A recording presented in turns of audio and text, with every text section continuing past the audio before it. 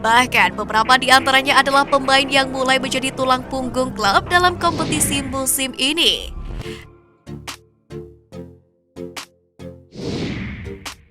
Ribuan supporter Indonesia padati Gelora Bung Tomo demi rusak mental Timor Leste. Diketahui panitia pelaksana Piala Asia U20 telah menyiapkan 10.000 tiket pada pertandingan perdana di Stadion Gelora Bung Tomo, Surabaya.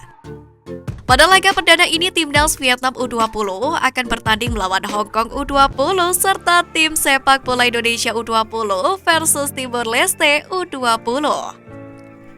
Wakil Ketua PSSI Jawa Timur Amir Burhanuddin mengungkapkan terdapat 2 kategori tiket yang disediakan, yakni ekonomi dan VIP. Di mana untuk tiket ekonomi dipatok dengan harga Rp75.000, sedangkan VIP dibanderol dengan harga Rp250.000 per lembar. Menurutnya, tidak menutup kemungkinan panitia pelaksana akan menambah jumlah tiket yang disediakan pada pertandingan selanjutnya. Namun, hingga kini Amir mengatakan tiket yang sudah terjual baru 1.500 lembar. Dia menduga lesunya pembelian lantaran calon lawan Indonesia ialah Timor Leste. Kendati begitu, dia optimis bahwa tiket bisa terjual lebih banyak lagi ke depannya.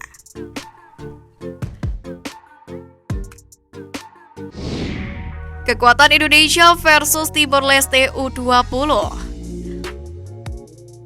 Perlahan tapi pasti Timor Leste mulai melibas tim-tim mediocre. Diketahui bahwa timnas U20 akan memulai perjuangannya tampil di Piala Asia U20 2023 melawan Timor Leste di Stadion Gelora Bung Tomo malam ini.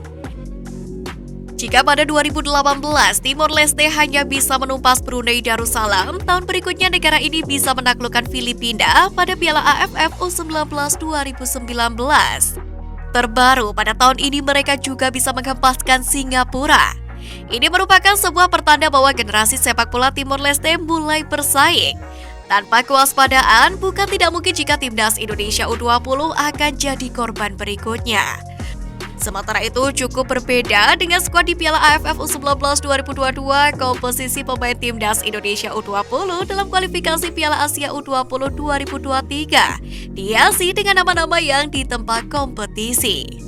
Bahkan beberapa di antaranya adalah pemain yang mulai menjadi tulang punggung klub dalam kompetisi musim ini. 2 nama yang paling mentereng yakni Muhammad Ferrari dan Marcelino Ferdinand. Ferrari jadi pilihan utama Thomas Doll di sisi pertahanan Persija, sedangkan Marcelino punya peran krusial di lini tengah Persebaya.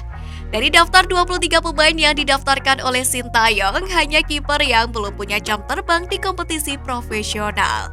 Kendati demikian, 2 di antaranya yakni Cahya Supriyadi dan Erlangga Setio mulai masuk skuad utama.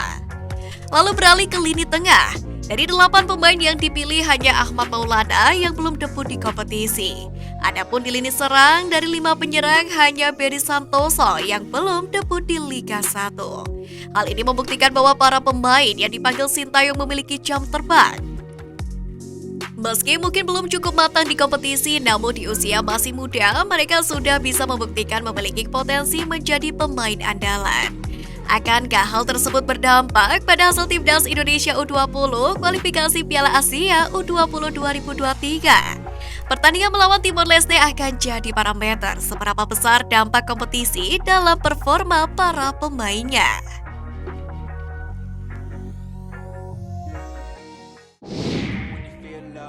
Terungkap 3 faktor Asnawi Mangkualam absen di pertandingan terakhir Ansan.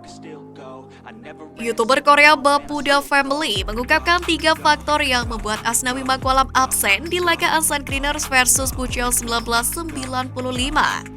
Pertandingan pekan ke-35 K-League 2 antara Ansan Greeners versus Puchel 1995 dihelat di Puchel Stadium pada Minggu 11 September kemarin.